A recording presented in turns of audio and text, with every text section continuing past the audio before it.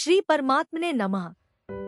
ईश्वर अर्जुन संवाद श्रीमद् भगवद गीता अध्याय 7 श्लोक 9 प्रकृति के अनंत स्वरूप। नमस्कार, आपका स्वागत है इस विशेष गीता ज्ञान सत्र में। आज हम चर्चा करेंगे भगवद गीता के अध्याय 7 के श्लोक 9 की, जिसमें भगवान कृष्ण हमें ब्रह्मांड के गूढ़ रहस्यों का बोध कराते हैं। तो चलिए इस अद्भुत यात्रा की शुरुआत करते हैं।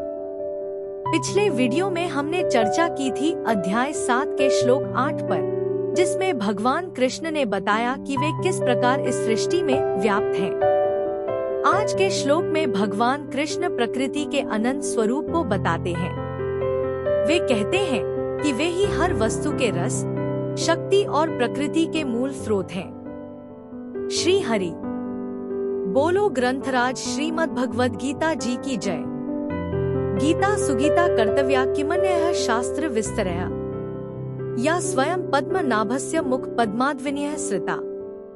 अथ ध्यानम् शांताकारं भुजग शयनं पद्मनाभं सुरेशं विश्व आधारं गगन सदृशं मेघवर्णं शुभांगम् लक्ष्मीकांत कमल नयन योगिभिः ध्यान गम्यं वंदे विष्णु भव भयहरं सर्व लोकैकनाथम्। यं ब्रह्मा वरुणेन्द्र रुद्रमृतः स्तुन्वन्ति दिव्यैः स्तवैर्वेदैः साम पद क्रमोपनिषदे गायन्ति यं सामगाः। ध्यान अवस्थित तद्गतेन मनसा पश्यन्ति यं योगिनो यस्यान्तं न विदुः सुर असुरगणा देवाय तस्मै नमः।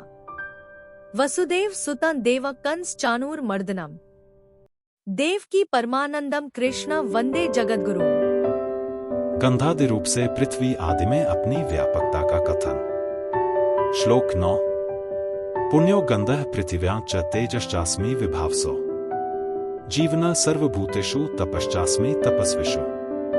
उच्चारण की विधि पुण्य गंधः पृथिव्यां च तेजः च अस्मि विभावसो जीवन सर्वभूतेषु तपः च अस्मि तपस्विषु नौ। शब्दार्थ पृथिव्याम अर्थात पृथ्वी में, पुण्य अर्थात पवित्र, गंध अर्थात गंध, च अर्थात और, विभावसो अर्थात अग्नि में, तेज अर्थात तेज, अस्मि अर्थात हूँ, च अर्थात तथा, सर्वभूतेषु अर्थात संपूर्ण भूतों में, उनका, जीवन अर्थात जीवन, हूँ, च अर्थात और, तपस्विषु अर्थात तपस्वियों में, तपः अर्थात तप, अस्मि अर्थात हूँ। अर्थ मैं पृथ्वी में पवित्र गंध और अग्नि में तेज हूँ तथा संपूर्ण भूतों में उनका जीवन हूँ और तपस्वियों में तप हूँ। नौ। व्याख्या पुण्यो गंधः पृथिव्याम, पृथ्वी गंधतन मात्रा से उत्पन्न होती है, गंधतन मात्रा रूप से रहती है और गंधतन मात्रा में ही लीन होती है। तात्पर्य है कि गंध के बिना पृथ्वी कुछ नहीं है। भगवान कहते हैं पृथ्वी में वह पवित्र गंध मैं हूँ। यहाँ गंध के साथ पुण्य विशेषण देने का तात्पर्य है कि गंध मात्र पृथ्वी में रहती है। उसमें पुण्य अर्थात पवित्र गंध तो पृथ्वी में स्वाभाविक रहती है, पर दुर्गंध किसी विकृति से प्रकट होती है। तेजश्चास्मि विभावसो, तेज रूप तन मात्रा से प्रकट होता है, उसी में रहता है और अंत में उसी में लीन हो जाता है। अग्नि में तेज ही तत्व है। तेज के बिना अग्नि निस्तत्व है, कुछ नहीं है। वह तेज मैं ही हूं।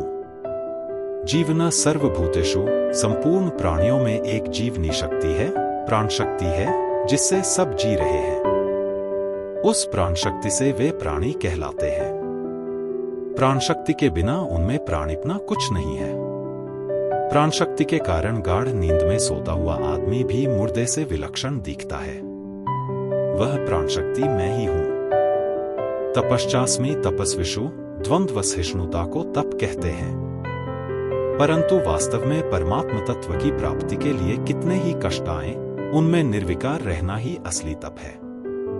यही तपस्वियों में तप है, इसी से वे तपस्वी कहलाते हैं और इसी तप को भगवान अपना स्वरूप बताते हैं। अगर तपस्वियों में से ऐसा तप निकाल दिया जाए तो वे तपस्वी नहीं रहेंगे। परिशिष्ट भाव सृष्टि की रचना में भगवान ही करता है, भगवान ही कारण है और भगवान ही कार्य है। अतः गंध और पृथ्वी, तेज और अग्नि, जीवनी शक्ति और प्राणी, तपस्या और तपस्वी, ये सब के सब कारण तथा कार्य एक भगवान ही हैं। कारण कि परा और अपरा दोनों ही भगवान की शक्ति होने से भगवान से अभिन्न है। अतः परापरा के संयोग से पैदा होने वाली संपूर्ण सृष्टि भगवत स्वरूप ही है। पुण्यो गंध, गंध तन मात्रा कारण है और पृथ्वी उसका कार्य है। गंध को पवित्र कहने का तात्पर्य है कि कारण तन्मात्रा सदा पवित्र ही होता है। अपवित्रता कार्य में विकृति होने से ही आती है। अतः जैसे गंध तन्मात्रा पवित्र है, ऐसे ही शब्द, स्पर्श, रूप और रस तन्मात्रा भी पवित्र समझनी चाहिए। कल के श्लोक में हम जानेंगे कि भगवान कृष्ण कैसे जीवन की रचना के मूल आधार को प्रकट करते हैं। यदि आपको यह वीडियो पसंद आया हो तो इसे लाइक और शेयर करना न भूलें। चैनल को सब्सक्राइब करें और बेल आइकन दबाएं ताकि आप हमारे अगले वीडियो की जानकारी सबसे पहले पा सकें। मिलते हैं कल श्रीमद् भगवद गीता के अगले श्लोक के साथ। धन्यवाद। जय श्री कृष्ण। दोस्तों, आज का श्लोक आपको कैसा लगा? क्या आप भी ये मानते हैं कि भगवद गीता सिर्फ एक ग्रंथ नहीं बल्कि जीवन जीने का एक पूरा नक्शा है? अगर हाँ, तो इस वीडियो को लाइक और शेयर करके अपनी सहमति जरूर बताएं।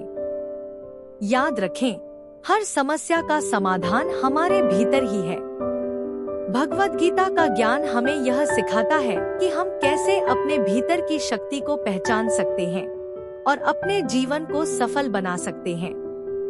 कल मिलते हैं एक और रोमांचक श्लोक के साथ। तब तक के लिए अपना ध्यान रखें और भगवद गीता की सीख को अपने जीवन में उतारते रहें। बोलो ग्रंथराज श्रीमद् भगवद गीता जी की जय। जय श्री कृष्ण।